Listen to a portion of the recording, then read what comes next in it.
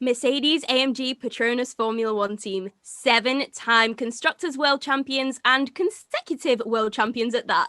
Their 7th title was sealed today with a 1-2 at Imola, with Lewis Hamilton taking the win. Welcome back to the Grid Talk podcast. Today, let's take a look at the 3rd Grand Prix we've had in Italy this year, Imola.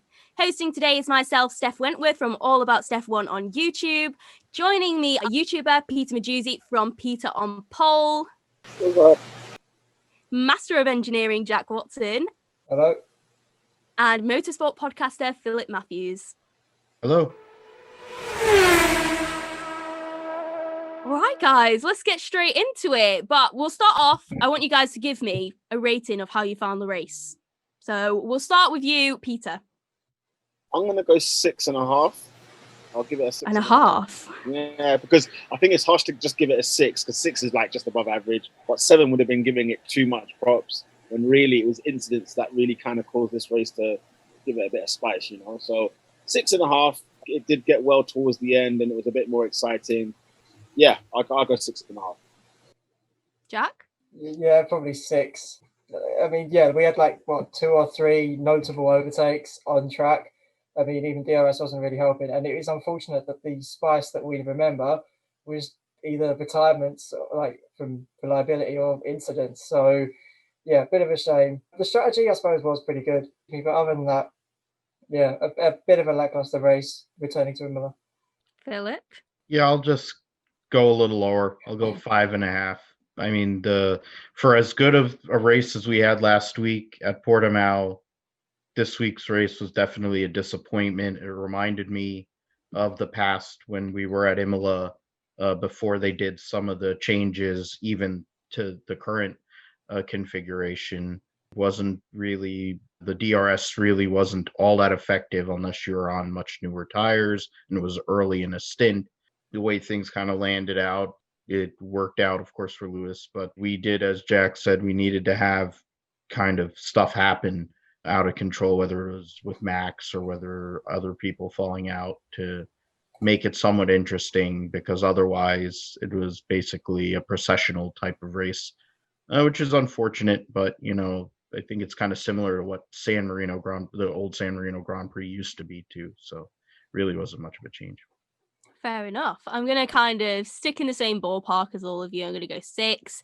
I think there were some really, really great moments throughout the race. And obviously we did get the excitement towards the end. But yeah, I would say that this was not the most exciting Italian GP that we've had this year, because Monza and Mugello both were very, very great races. So Imola had a lot to live up to, and I don't think it quite met those expectations, but it was still fairly decent, which we can all agree on.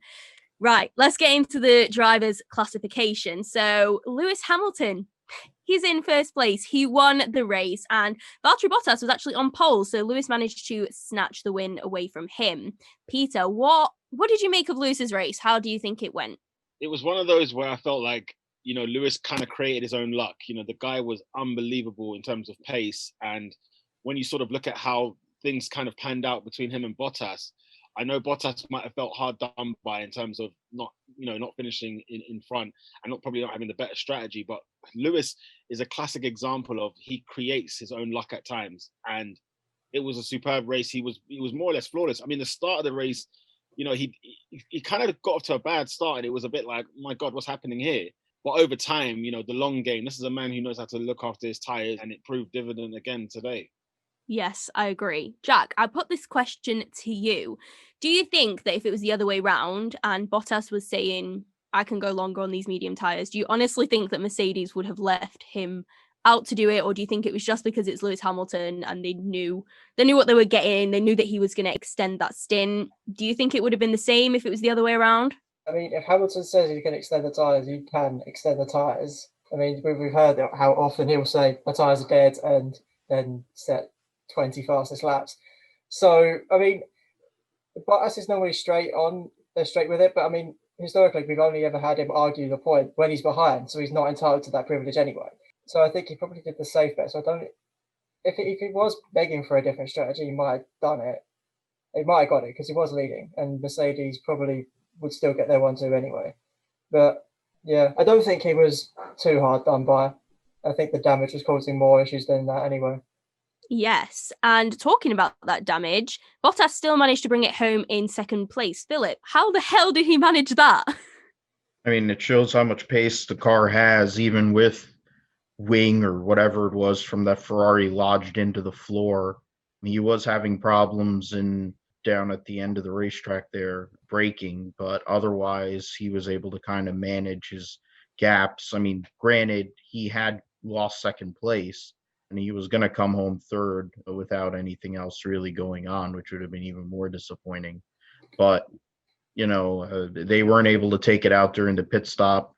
They were able to take it out once everything was stopped at the end of after the race. But I mean, Bottas had a chance on that restart, but he really didn't put up much of a fight to Lewis. And he just kind of held station, and then he was losing whatever, I think half a second or 0.8 a lap at the end of the race in the final 6 laps. So, I mean, credit to Bottas to make it work. I think he had gotten a good start, which is what he wanted, qualified on pole.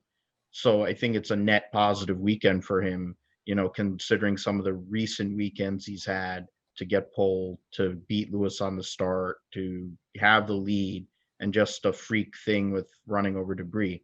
Cost him what could have been a win. They had to cover off Max, and that's why he ended up hitting. But he had good pace and he had good strategy. He was doing what he had to do, but Lewis is just better. Yeah, on that note as well, talking about Bottas and Max, I actually think that Bottas did a really great job with his defensive work, because Max definitely had more pace behind Bottas, and I think he was getting a little bit frustrated that Bottas was kind of holding him up and he wanted to take that fight to Lewis Hamilton. But Bottas did an incredible job to defend, especially with all the damage that he had.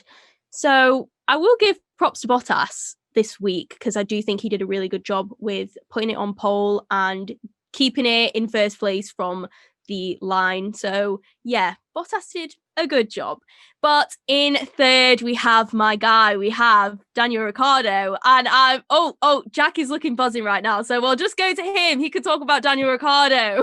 I mean, he's been waiting so long for it, and I mean, look, it's a bit of a double-edged sword because he's now leaving the team, he's getting the podiums up, but long term, it's probably in his favour, I'd say. I don't hold out too many hopes for him, unfortunately. Great to see him up there. I love the guy. I think it's great to see him finally getting the points he deserves, and we can now trust that car at long last. So I wouldn't be surprised if we now see Renault next year all of a sudden not being on that podium anymore. Can Esteban Ocon feel those shoes? We'll see. And speaking of shoes, can we just talk about the shoey on the podium between Daniel Ricciardo and Lewis Hamilton? Peter, what did you think of that? Yeah, man, it's things you like to see, isn't it? It's been a long bloody time since we saw that on the podium, and then obviously Lewis getting involved as well. You could tell the kind of mood that Lewis is in this season. He knows that, you know what, this title is ever closer. Constructor's title in the bag. And yeah, it was actually just a great sight to see. Who would have thought you would have seen Lewis and Ricciardo sharing shoes together, which by the way, I think is rank. Let's just be clear. but I'm all here for it. There's no scenario where that champagne tastes nice. There's no way. Like, Ricciardo asked me, would you do one with me? It's like, you have to do it, don't you? But man, the regret the next day. Do you know what? It's one thing as well, drinking out of your own shoe, but Lewis drank out of Ricciardo's shoe. Like, that was insane. That's what I was saying. I'm like, is it like part of this whole social distancing? Like, at least drink it out of your own shoe. Like, if you're gonna drink it out of Danny Rick's shoe, you have no idea what's going on with that. I mean, the only thing I remember is Martin Brundle saying he did it, and then he had a sore throat for a week. So hopefully they have 2 weeks off. Yeah. Fingers crossed, no one will be ill come Turkey. If you're gonna tell me he gets the Rona because he did a freaking shoey with Ricardo, I'm not gonna be very happy about it, but whatever. Oh, right. Moving on from the shoey talk, because honestly, we could talk about that all day. Yeah, I loved it. But we had Danny Kvyat in 4th place. Now, on the restart at the very, very end, after the safety car came in, he was absolutely flying. Peter, what did you make of the tyre change at the end and how he made his way through the pack? Do you know what? We have to give props to the team as a whole, because they seem to, for what it's worth, they seem to get their strategies right every single weekend. Of course, we'll talk about Pierre later, who was unlucky, but frigging Kvyat, he had actually a very, very good stint. And I've personally been a fan of him this season. I know last week he had an absolute mare, finishing, 19th? But I think this season he's very much gone under the radar of actually being pretty good and pretty consistent. I know the Kvyat we've had from past is probably still in our minds, and we sort of still think of him as this absolute accident waiting to happen and whatever else. But I think he's done an absolute steady job, and he's finally got some recognition probably this weekend, because he's actually been very, very good this season. But yeah, spots from AlphaTauri, and even though they lost Gasly, fantastic job from Daniel. Yeah, he did a great job to pick it up where Pierre kind of lost it, because obviously Pierre did a great job in qualifying and was on for a really, really great result if he probably didn't have that mechanical issue that was terminal and he had to retire. So yeah, Danny Kvyat did a good job this weekend. I'm going to put it to you that he hasn't actually been doing that great throughout the season. And I think now that Pierre has been announced, Danny thinks, oh, okay, maybe I might have to pull something out the bag. And that's why he did such a stellar performance. It's like he's had a fire lit up him, and he just needs to pull out something special if he wants to keep that seat. And in reality, I don't think he's going to keep that seat, but I think that today was a demonstration of how he believes that he should be on the grid, and he believes that he's still an asset to this team, which I wish he'd been demonstrating for the whole season. No, do you not think, though, that Gasly's performances have been outstanding, that it does make Daniel's look worse than it actually is?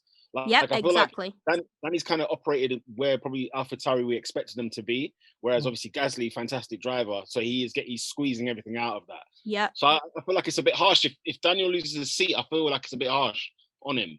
Oh, he's had how many years in Formula One? I mean, at this point, it's similar to he had the main team go for a year and a half or whatever he had before Max took his ride. He's been in this car for I don't know how many years. The thing is, I give him props. I said it yesterday as my whatever wild card or whatever, like big whatever thing, whatever they call it. Yeah, I said that he would end up beating Gasly, and I honestly didn't believe that was going to happen, but of course came through for me on that one. But I mean, that and Kvyat actually had a monster restart there. It was a restart that Sergio Perez didn't get, and we'll talk about it soon, but that was really where, I mean, and he was in a position where he could have possibly gotten that podium, which would have been epic. And then that really would have been a conversation starter right then and there. If he comes back from 6th to 3rd in 6 laps to get on the podium, then, whatever Toast and all of the stooges at Red Bull would have had to think, oh, maybe we can't really squeeze Tsunoda in right now because he just got a podium. But I mean, he's been around for a while. At some point, you kind of know what you're getting. And they know that Gasly's their lead dog, and they're not going to put him in the main Red Bull car until he leaves. Anyways, he's going to leave. So they are going to put Tsunoda in there, and we'll see what happens. But credit to Kvyat for what he did today. Yep, and he did a great job. 4th is a brilliant result for him. So yeah, let's give it up for Kvyat, because he did a really, really good job. But in 5th, just behind him, Charles Leclerc. He was fighting with Daniel Ricciardo for a large proportion of the race, and they had some really, really great battles with other people as they were making their way through the midfield. I really enjoyed seeing them together, but obviously Gasly just pipped him with 4th place. So, Jack, how would you say Leclerc's driving was today? Because I think he did a pretty good job. Yeah, no, absolutely. I mean, it's the same sort of thing as we'd always say. He's outperforming that Ferrari 10 to 1. So yeah, it's a strong performance. He seemed a little bit disappointed with it in his own post-race interview, and I suppose maybe it's a little bit of what could have been, given how much of a rocketing start Kvyat got. No, I mean, like, that's a good position. That's not where that Ferrari should really be. So props to him. And we did sort of see how powerful just having track position was. Again, with Perez, we saw like that should theoretically have been one of the fastest cars on track. And he just couldn't get anywhere. So for once, Ferrari did the right thing of keeping him on the rubber that he was on. But yeah, it's a reasonable result, and they'll take the points. So yeah, good job from Leclerc. Yeah, a good result for Ferrari. It seems like they are on a more upward trajectory than they have been from the beginning of the season. So they're making moves and getting much better. But a driver who will be disappointed with 6th place, he was on for a podium before he pitted under the safety car, Sergio Perez. Philip, are you disappointed that Perez was not on the podium? I mean, it's bad for him considering he doesn't know what he's going to do. We're running out of seats basically. Right now, as it stands, to be completely honest, there's only 2 seats left for 2021, and there's no guarantee that he's going to get out one or either of them. They had the podium. He had done a great job. They had did the overcut and passed all the cars that he had qualified behind. He had the pace to hold a third once all the other stuff happened, and they pitted him. And I mean, it's not like this is the first time that Racing Point has made questionable strategy decisions this year. It's not the first time that they've done it towards that particular car. When you know that you're in a battle with Renault and McLaren, you need to be maximizing your potential to get a finish. The reality is Sergio Perez is as hard as anybody to pass in Formula One over his entire career. The guy is as good on tires and making him last as anybody out there on the grid. Why are you putting him in a position where he can't bringing a knife to a gunfight kind of thing? When, yeah, sure, he's on fresh tires, but if he doesn't make a good restart or he kind of gets held up behind Charles Leclerc, which of course was going to kind of happen, you're stuck. He needed the Kvyat restart for that to come through. If he gets a Kvyat restart, he probably passes Ricardo. Okay, fine. We're not sitting here. We don't second guess it. But I mean, it's not like it's shocking. The way they've called races and they've made decisions, especially towards his side of the garage all year, have been questionable. The fact they're letting him go for a guy who's just mailing it in and daddy's money is also very questionable. And their car is not developing at the same rate as the other 2 teams that they're battling for third in the Constructors' Championship. So, I mean, it's all it's a downward trend right now for Racing Point when they should probably be in a much better position if they were doing things properly. Yeah, I definitely think that the strategy is what cost Perez a better result today, but by no means is 6th a bad result. And I think they will definitely welcome the points in the fight at the top. I mean, Racing Point now have been overtaken in the Constructors' Championships by Renault, and McLaren are definitely very much in that fight as well. And in 7th and 8th, we have our 2 McLaren boys. So they finished right next to each other. They kind of spent the race close to each other. Sainz did start behind, but managed to overtake Norris, and he finished in 7th, Norris in 8th. Peter, what did you make of the McLaren's race? Did you think they were going to be further up than they ended up? Yeah, I expected them to be, especially with Carlos. I did think in terms of practice and in terms of, qualifying, I did think, we're going to get a much more improved performance from McLaren. I was disappointed, but at the same time, I don't know.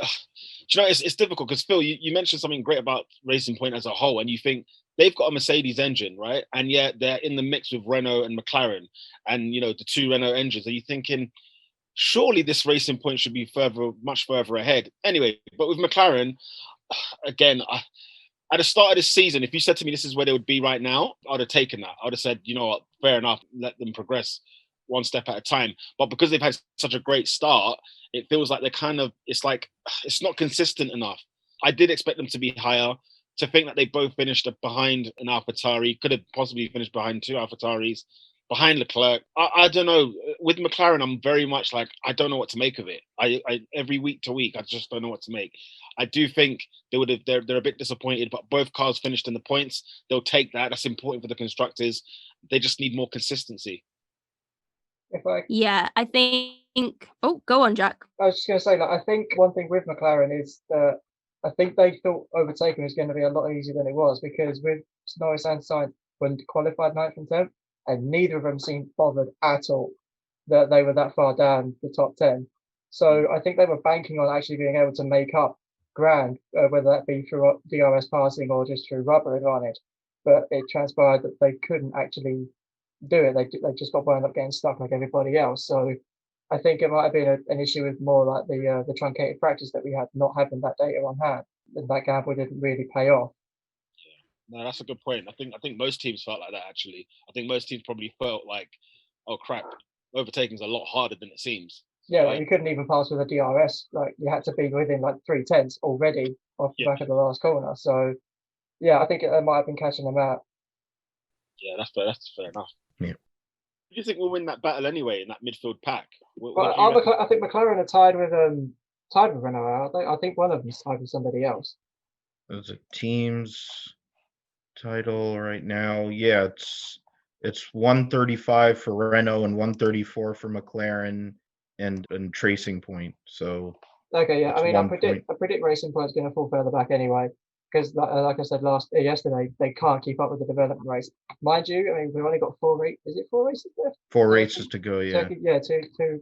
Yeah, it's going to be winding down anyway. Because I mean, but actually, no, is it? Because we've not got a big car development, so they might just keep going through to the end of the season with aero developments, because it gets capped off next year, doesn't it? So yeah, how hilarious would it be if Ferrari were to pit them for 5th place in the constructors? Oh, that's one hell of a drop. And they're doing it with one car. Mind you, so's Racing Point. Yeah, that would be pretty bad if Tracing Point gives this thing up, but it wouldn't shock me. Yeah. Speaking of Ferrari-powered cars, pipping Racing Point, we nearly had Raikkonen was right there, and he was there for a lot of the race. So he finished ahead of Vettel in the works Ferrari, and Raikkonen was running quite high. He was running in 4th at one point, and even though he hadn't pitted, it was still pretty high. So, Philip, I think we're on to you talking about Raikkonen. Yeah, sure. The legend Dev's boy comes through yet again. Another points paying finish for Alpha. He seemed very enthusiastic and overjoyed with his getting re-signed, especially when he was doing the video with Giovinazzi on Friday on social media. He just seemed quite overjoyed, which is typical Kimi. Today we're talking about how the tires, he made his tire strat go. He went longer than anybody, and which is what earned him driver of the day. And getting re-signed at least for another year, frankly, he should have a new teammate. But I mean, his teammate actually showed up too here today. So I mean, credit to Alpha Sauber. They actually showed up and at basically a pseudo home game, get a double points finish, which isn't very often for them these days. So credit to Kimi and Giovinazzi too, actually. Yeah, perfect. So there's not much really to say on Gio. He has really strange races. I always see him at the start, and he seems to be really, really good at starts, and then he just disappears, and I don't see him embroiled in any sort of battles. I never see, the Skypad never shows him, so I just never see Giovinazzi throughout the entire race. So I'm honestly not entirely sure how he managed to put it in 10th, but like you said, it's a great result for both Alfa Romeos to actually put it in the points, and I think it's great that they're able to capitalize on races where there are a lot of retirements and be able to make it into the points, because that's their best shot at getting points, because obviously their car is not that competitive. So yeah, great job with those. And Giovinazzi in 10th place rounds off the points finishing position. So let's head on to the other side, the non-points finishers. And we have Nicholas Latifi, and he was running in 7th. He was running the points for a while. Peter, what did you make of that? And do you think he actually deserved points today? Did he deserve points? Yeah, I'd say so. But there was a stint where he was in the top 7, 8 for quite some time. At the end of the day, the car isn't all that great. Latifi, he's growing into the sport at least this year. Do you remember how he was at the very beginning of the season, where we're talking, so far behind George Russell, it was like, all right, let's just pack this guy up and get him out of here. But he's now become a much more competent driver, and he probably deserved it considering how everything panned out. Like, you would have thought maybe we could have snuck ourselves in. You would have thought at least one Williams would have gotten the points today, didn't we? But can he be disappointed? Maybe, but 11th place, I don't know. I think he was fine. Yeah, I think that 11th place is going to put him ahead of George in the championship again, because he's had more higher non-points finishes than George has, which is not telling of the real story in reality. But yes, we'll move on to George later. We'll come on to that, because that's going to be a whole saga. I can already feel it. But in 12th place, we have Sebastian Vettel, and his race was ruined by his own team. Jack, talk to me about that pit stop. Yeah, I think I said it in our little group chat that it looked like Ferrari wanted to assert the dominance of you are clearly the number 2 rather than going for points. Yeah, I mean, he didn't help himself at the start, spinning the Haas. I'm pretty sure that was Vettel. Yeah. Not Vettel, whatever it is. Yeah, the hairpin. But yeah, I mean, it's Vettel doing Vettel. Like, he was kind of being quiet in the race and just trying to recover. I'm guessing, given the contact, that was probably his piece of Ferrari that wound up in Bottas's dashboard. But it got to that pit stop, and he should have got points, to be fair. Like, he just kept his nose clean after the initial lap and just chugged up the field. He would have caught on to the fact, right, okay, I can have DRS all I want. I'm just going to get stuck in the train. So just make sure you keep that guy behind you, and that's it. And then obviously Ferrari did a Ferrari. So what could you say? He's going to be cursing that team. He'd probably be happy to be out of that team. Yeah, probably. I think he's definitely going to be happy to get out of that team. Right, number 13, we have Lance Stroll, the other Racing Point car that we were having issues with. We're having connectivity issues as well, along with Lance Stroll. I'll take that there. I mean, it's typical Lance coming through as usual, proving how great he is and how great his daddy's money is in terms of keeping him employed. While his teammate was up front and battling for points, he got into a little argy-bargy and had problems, and he was back outside the points. And if it weren't for 5-second penalty for one driver and another driver binning it, basically, he would have finished dead last, which would have been pretty on point with Tracing Point for the guy himself, the legend himself. Him and his new teammate are going to be running back there usually, I think, on the regular next year, more times than not. I mean, I don't know. I don't understand Racing Point. I never will, or at least I won't understand them in their current guys. I mean, if they've figured out ways to screw Sergio Perez over multiple times this year. They've figured out ways to screw Nico Hulkenberg when he sat in that car too. You need to maximize your points when you're in a battle with two other teams, and they have done nothing to prove that they have a clue.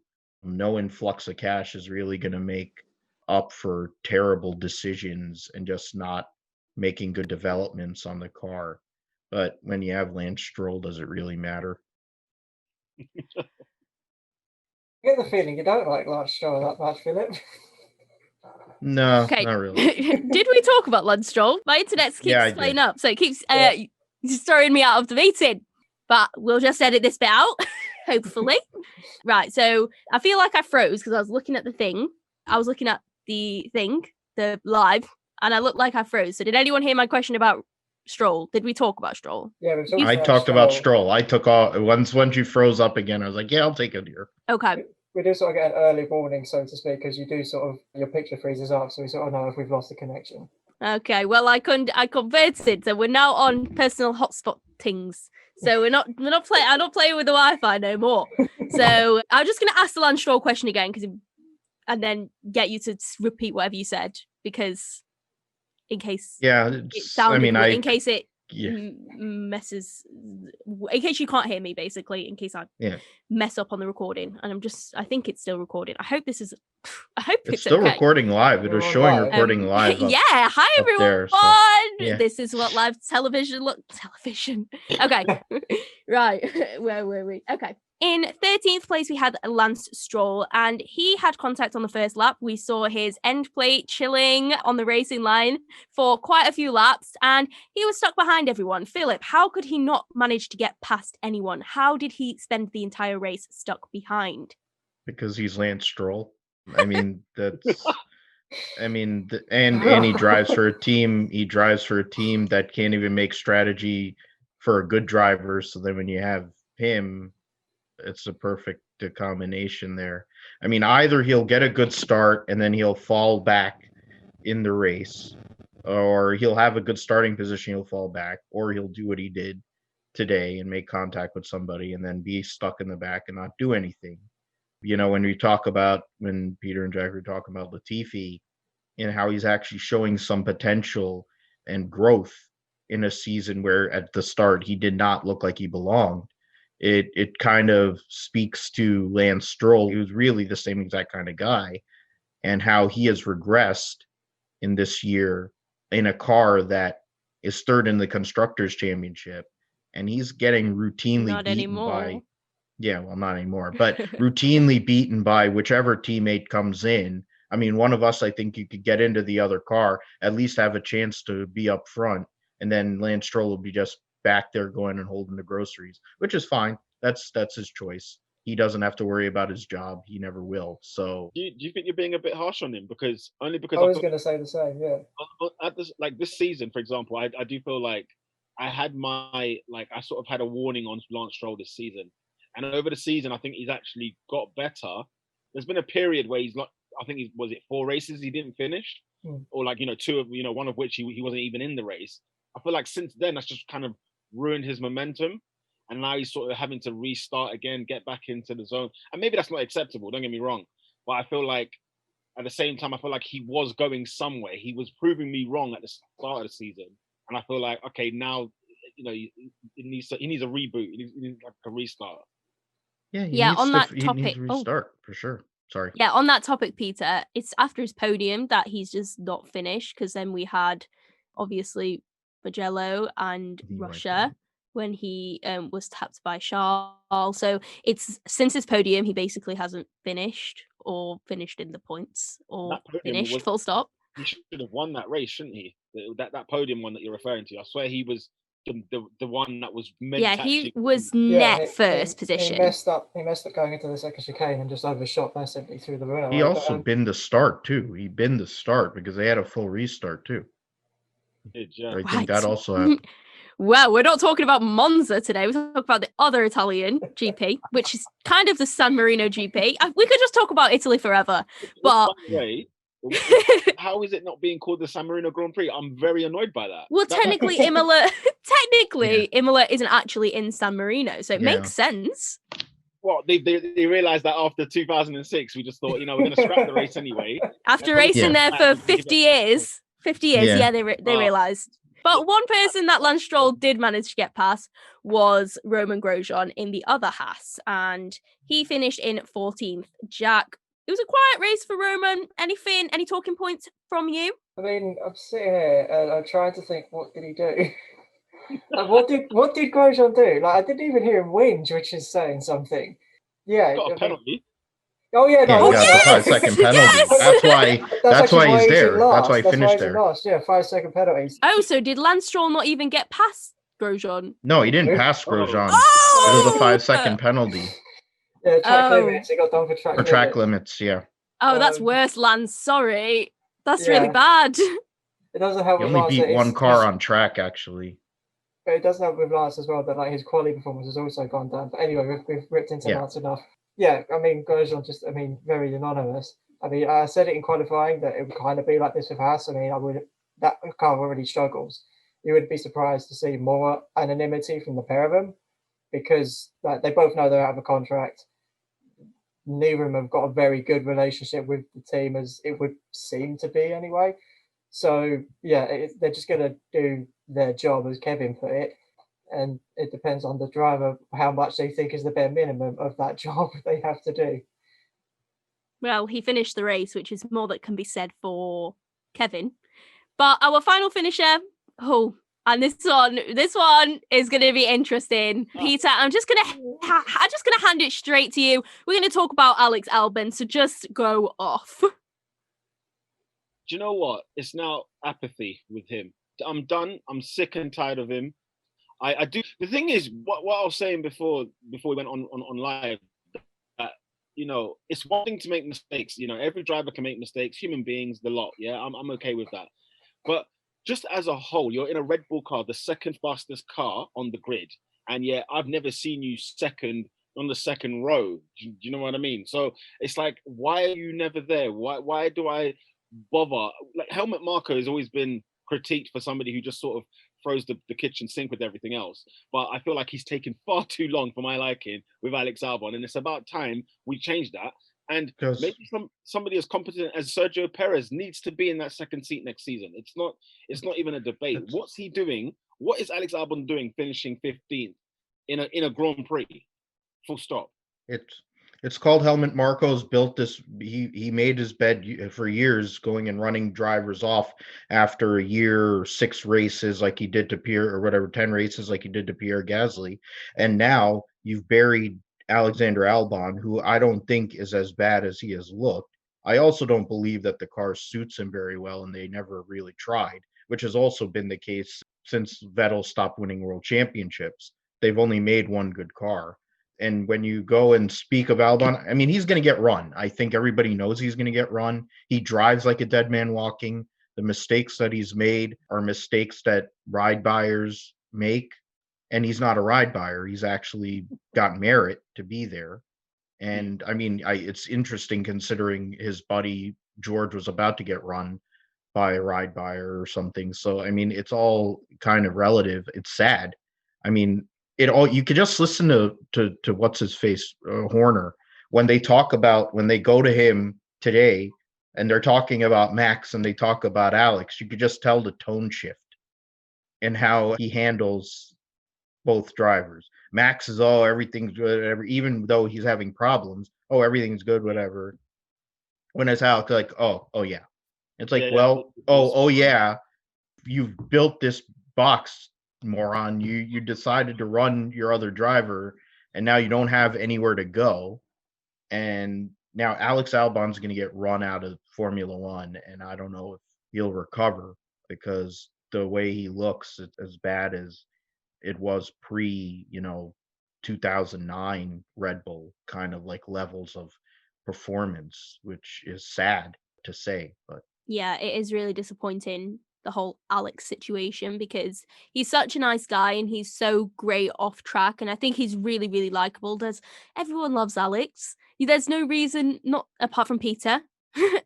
Everyone loves Alex. There's no reason not to like him, but it's just on track. He's got all of this pressure. This car, this team is all built around Max, and he's got to kind of find his own way in this team that hasn't put any of its eggs in his basket.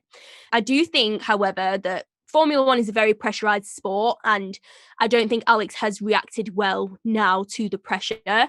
And yes, Red Bull, there's a lot of pressure specifically in that team, but the whole sport itself is very pressurized anyway. And I think that Alex hasn't coped with that very well. And I think that that's why his performances and his results are not demonstrative of his real talent, because I do think he's a talented driver.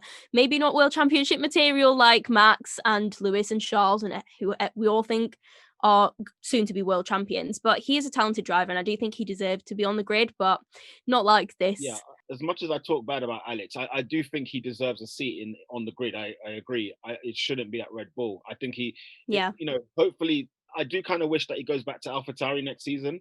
They don't confirm whoever their lineup might be, because at least then you could say, do you know what, let's see if because he would have learned a lot this year, by the way. He would have learned so much, and that would be a waste to now not have him on the grid next year. It would be such a shame. He should definitely be on the grid. It's just that for me, I think I wanted him to do well, and when he kept letting me down, I started getting annoyed with him, and then it's become like, now it feels like I'm anti-Albon, and it's not really that. It's just, you are anti-Albon.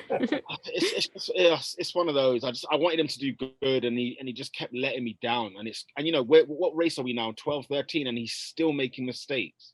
So there's been no improvement. And you're right that the car's not been shaped to him. I agree with Phil there, in terms of Red Bull have made this mistake since Vettel left. And it's one thing to just say, do you know what, the car doesn't suit him as such, but look at the performances, look at the results. At the end of the day, he's still playing below par than what you should actually be doing.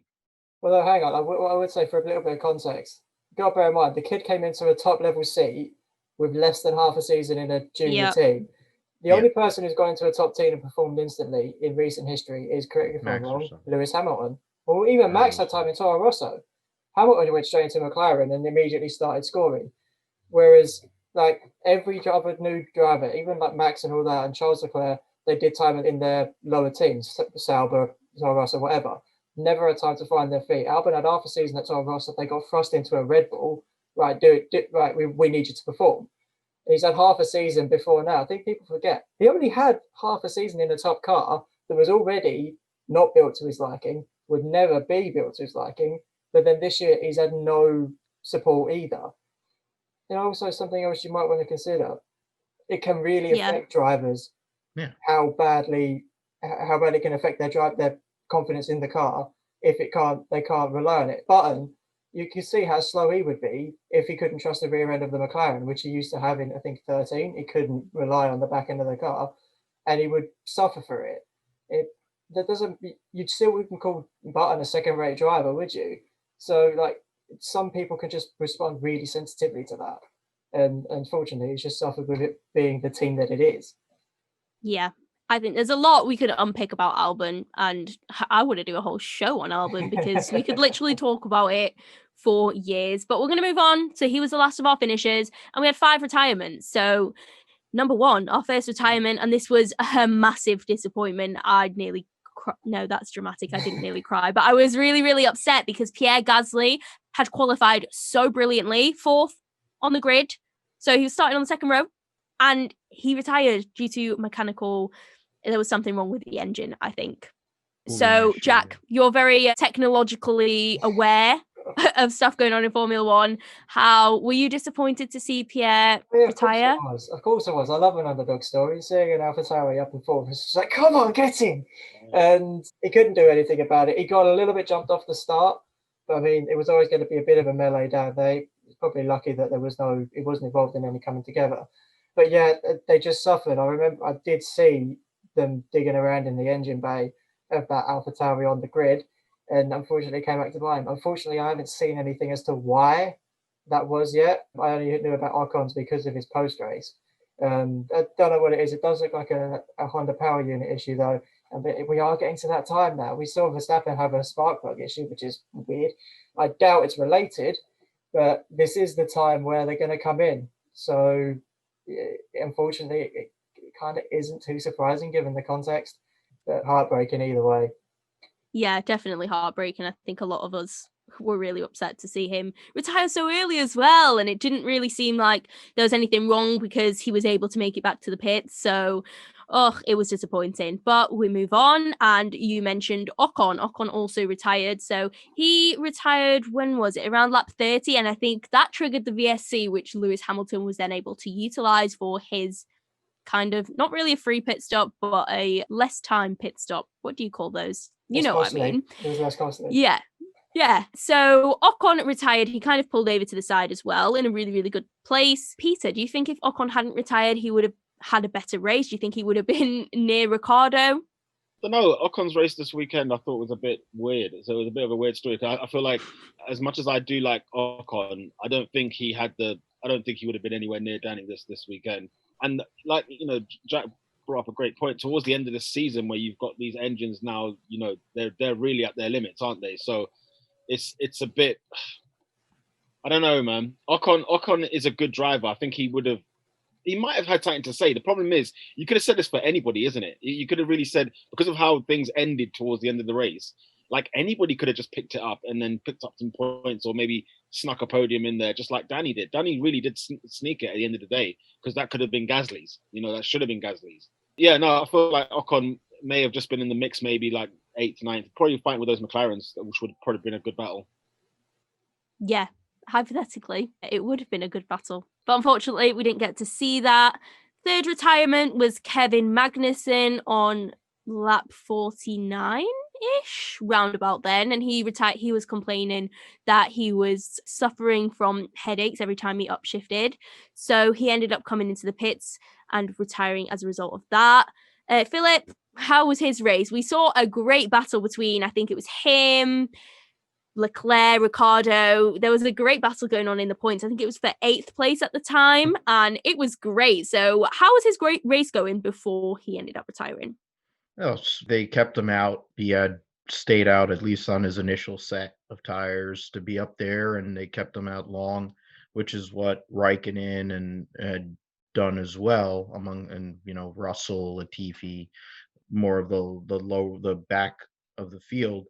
But then he was already having issues with, I don't know why. It's always it would be similar. I don't know if there was something left loose, and when he got strapped into the car, if there was something else he was suffering from earlier in the day that was kind of exacerbated by what was going on in the car. as you guys mentioned, with the way Grosjean's situation is, it's the same for Kevin. Sounds like Grosjean's trying to come to the States. I don't know what Kevin's deal is going to be, and it's an unfortunate end. They're just basically circling the drain right now, just trying to run this deal out for the last 4 races. I mean, if there's one team that I think that wants the season to end in the worst way, I think it's definitely Haas. They basically quit anyway, but I think they really do want this to end because it's been a nightmare the last few years, but really this year has been a definite disappointment. Yeah, and on that note, hopefully Haas will be able to get back to better things with their brand new lineup and their shaking up of the team for next year. Now we move on to our big retirement, the one that shook up the whole race. Max Verstappen. This one hurt because he just got past Valtteri Bottas after putting pressure on him for ages, and then he was just in the gravel and they refused to show us a replay for like 5 minutes. And I was like, well, what's he doing in the gravel? Like, how did he end up there? Because he didn't just bin it. So I think it was a puncture or something of the sort that ended up, taking him out and then taking him for a little spin. So Jack, what did you make of that? that retirement, the one that affected basically the end result of the race? Yeah, that was kind of what kicked a lot of it off, to be honest. Aside from Ocon giving us a VSC. Yeah, he was just going down up towards the second chicane, and apparently he hit some debris that led him to getting an instantaneous right rear puncture. Pretty scary at those sorts of speeds. It did look a bit of he'd gone off at very high speed because he basically cleared the track. But yeah, up until that point, doing very well. I mean, you could see when he could sniff blood on Valtteri, that the attitude of that car, the way it changed, you know when Max is fired up because the car just looks tenser. But yeah, I reckon that would have been a fairly solid second place had he not been unfortunate. I'm guessing the debris is probably a legacy from something earlier at the start, maybe off of the Ferrari, given the piece that came off. But yeah, so unfortunate for him. So unfortunate. Yeah, that should have been second place. Yeah, really unfortunate. And although I don't think he would have taken the fight to Lewis, it was absolutely brilliant to see him in that battle, putting pressure on Bottas. And I'd love to see him kind of move closer to Hamilton. Obviously, we know Hamilton isn't easily pressured, but that would have been nice to see. And our final retirement, this one also hurt. Some of these really, really got me in the feels today, I'm not going to lie. This one hurt George Russell. After Max Verstappen retired, George Russell was running up in the points. He was up in 10th place. And then he was just weaving under the safety car, trying to keep heating them tyres. And lo and behold, he goes off and he crashes and he's out. So Peter, can you make this make sense to me? Why would George throw away his best shot of points? Make it make sense. Honestly, like you said, he was trying to keep those tires warm, and Brundle on Tree was saying that he hit the throttle at like the wrong time, where the car just gave way, and under a safety car. I mean, look, if this was a Grosjean incident, if this was an Albon incident, we could be here for hours talking about this mistake. Bro. And then he had like a Mika Hakkinen moment afterwards, didn't he? And people trying to console him, and he didn't want to hear none of it. The thing is, deep down, he knows he had an absolute nightmare with that situation, and I hope mentally he recovers from it. He seems like somebody who's mentally strong. He's very mature as well. But can I make it sense, Steph? I am so sorry. I cannot make any sense of that situation. Has it happened before? Yeah, it has. But It's just one of those. You just sit there and you think, George, even I can't defend this. Oh, be right back crying. Be right back crying over George.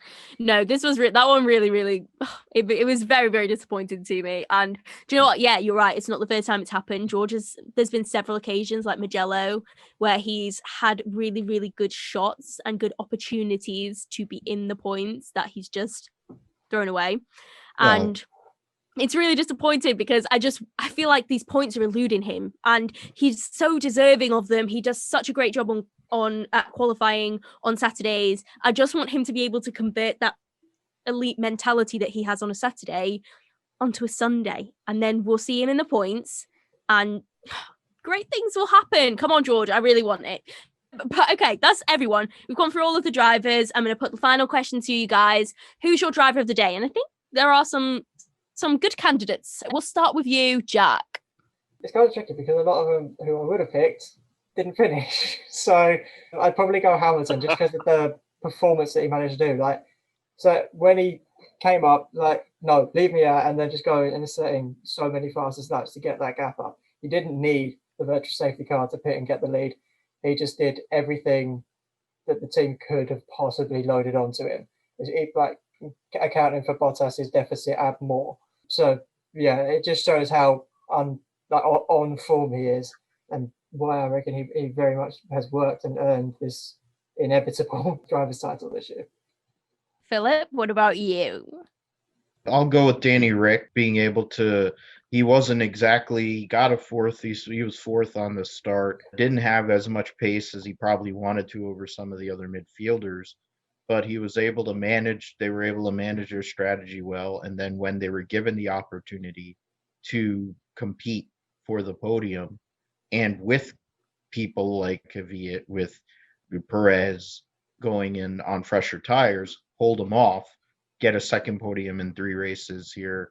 It's a big deal for him as he walks out to go to McLaren. It gives the Renault Alpine effort positive vibes going into next year with Fred Alonso. Whether they'll be able to do the same things is to be determined. I don't think so, but credit to Danny Rick for another podium. Peter on pole. How about you? I'll go with the other Danny, and it will be Kvyat. I think in a week where, Gasly's just been confirmed as the driver next year, and we spoke about pressure regarding Alex Albon, I feel like, you know what, at least Kvyat is actually now putting some performance, like he's putting a good performance today. He's put the car in fourth at a time where you could expect maybe he could crumble because, the confidence could be low. He's doing as much as he can. I feel like throughout the season, he's somebody who's gone under the radar. And if you're not going to give him driver of the day on this weekend, you never probably will. So I have to give a shout out to Kvyat on that one. Yeah, you're right. I'll never give Danny Kvyat driver of the day.